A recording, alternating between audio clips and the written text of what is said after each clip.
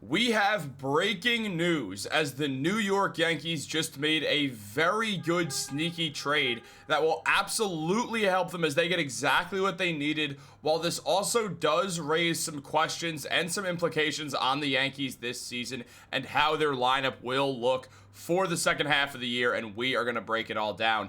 What's up, guys? Welcome back to Yankees Digest. It's Chris here. Trade season is fully underway right now, and if you guys want to keep up with all the latest news, rumors, updates on everything, make sure to subscribe if you're part of that 75.5% that is not subscribed to Yankees Digest, and turn on post notifications so you don't miss a video. But let's jump into it. There's a lot to go over. As Brian Cashman is active, the New York Yankees have just made their third trade of deadline season and their third trade this season, as the New York Yankees have gone out and made a move for something that fans have been waiting for and something that the Yankees have been very adamant about wanting to do, and we're not going to hide it or dance around it.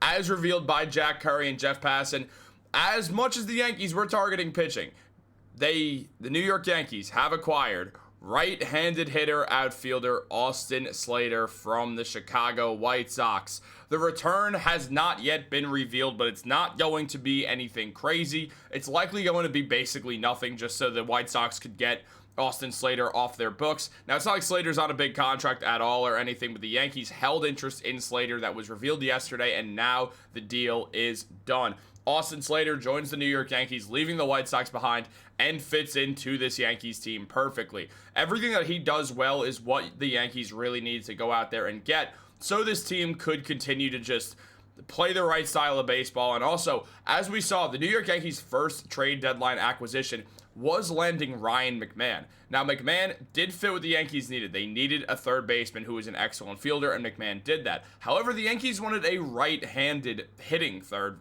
baseman, which they didn't get. Instead, they got McMahon, who hits from the left side. The Yankees have a ton of lefties, so they add in Austin Slater, which is great that he's a right-handed hitter, but it goes a lot further than that. Now, Slater on the season is averaging a 236 batting average with a 721 OPS and a 99 OPS plus. So his stats are a little bit below average, don't get me wrong, when you look at the entirety of them. But as you can see, Slater is not a player who's out there every single night. He's only got 123 at-bats on the year. Throughout the majority of his career, he was with the San Francisco Giants, where for the most part, he was a platoon player, and that's what he'll be with the Yankees. It's not like he's going to come in and be some everyday guy for this team, but he is going to play in certain situations, and that is against lefties, because for his career, Austin Slater is batting with a 270 with 30 home runs and 112 RBIs in his 1,006 plate appearances against left-handed pitchers throughout his career. In this time, that batting average with the 270, he's got an on-base percentage of a 362, a slugging percentage of 436, and an OPS in the high sevens as well. Austin Slater has been very, very good against lefties throughout his career, and that has not changed this season.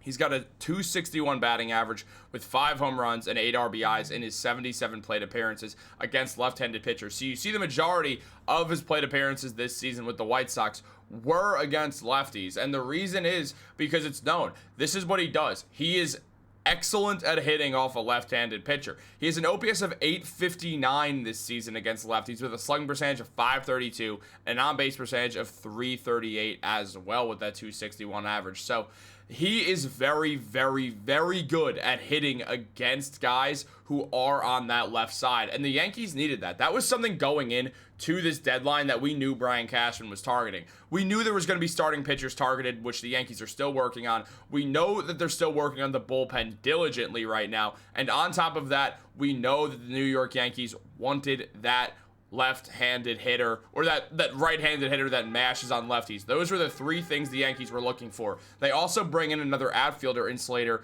in the process, which is good considering that Aaron Judge right now is dealing with that elbow thing going on right now. Obviously, he does not need Tommy John surgery, which is a huge relief, which means the Yankees' contention is still on. But where things stand right now for the Yankees, Slater can go in and play that outfield position. He's a corner outfielder. He's not going to play center field. But the Yankees have Cody Bellinger. They have Trent Grisham and Jason Dominguez. All three of those guys can do that. So it's not really a concern that he can't play center field. He'll most likely end up in left field for the majority of the time. And they'll keep Bellinger in right field because they have had Bellinger playing a lot of right field this season. That's what makes the most sense. Is it's probably a situation right now where we'll see Jason Dominguez likely end up taking a step back also, because that's just sort of the genuine feel. And honestly, it makes sense. Dominguez will still hit against righties a good amount of the time and start those games. I mean, he's got a 262 batting average on the season, so he's playing well. He's making good contact. He's got 9 home runs, a 745 OPS, and OPS plus a 107. He's having a very solid rookie season, and he's been up and down, but recently things have been going pretty well for Jasson Dominguez, and this is going to optimize him a little bit, so he is playing against right-handed hitters more, and he is better from that left side. But at the same time, when it comes down to it, it's still going to be a situation where we'll see Dominguez get the majority of games over Austin Slater. I mean, when you just look at Baseball Reference and what they say about Austin Slater, they call him an outfielder and then a pinch hitter and then a first baseman. So Slater is someone who is going to step in as a pinch hitter for the Yankees, who can then step in somewhere in the outfield. So say it's late in the game, Jasson Dominguez is at the plate, or he's about to come up to bat. They have a lefty in that game, and you want to make a switch. That lefty can't go out of the game right now because they were just put in, and they're like 1 out through or something.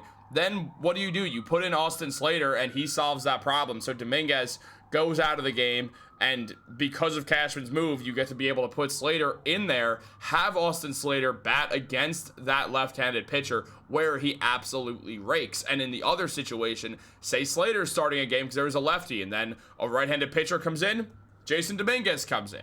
Problem solved. It makes things really, really simple and easy for the Yankees, for them to do this. It just adds huge depth in a position where the Yankees desperately needed more depth, and that is a good idea. It does work out well, and it makes total sense why the Yankees would want to do this move. Now, on top of that, you just look at everything on Austin Slater, and the positives are great. He's got excellent arm strength, and a lot of the hitting numbers are great as well. I mean, look, the bat speed's probably the biggest thing here. The bat speed, the strikeouts, they're not necessarily great, but you see everything else, and there's a lot of positives throughout his game, and I do think he's a good player. I mean, for sure, he can run the bases as well, so Austin Slater is someone who's going to help this Yankees team in a ton of ways right now. But the Yankees also, as we know, they're not done. I mean, the man's got crazy exit velocity, which is also going to be cool to watch as well. But just all the batting numbers, he's got some serious pop against those lefty hitters. And we know the Yankees aren't done yet. We know more moves will be coming. Fans are waiting for bigger moves as well. They're very split on this. Some guys are aware about his great OPS against lefties, some less so. And they're just like, all right, well, this guy's not good. And is Judge really more injured than we think? Like, stuff like that really going down. But also, another thing about Slater is that he is going to benefit Aaron Judge as well, because you can put Slater in the outfield and have Judge DH for a little bit when he comes back from that elbow injury, and there's less of a rush because there's four outfielders who could really play now. So Judge can be more relaxed with the way that he comes back into things and can play a lot of DH while still warming up and getting that elbow ready for the outfield, which I think is absolutely huge. I'm excited also to see what else the Yankees do. They're definitely not done. What do you guys want to see next? Let me know in the comments down below. Like this video, subscribe, turn on post notifications. Have a great day. Go Yankees.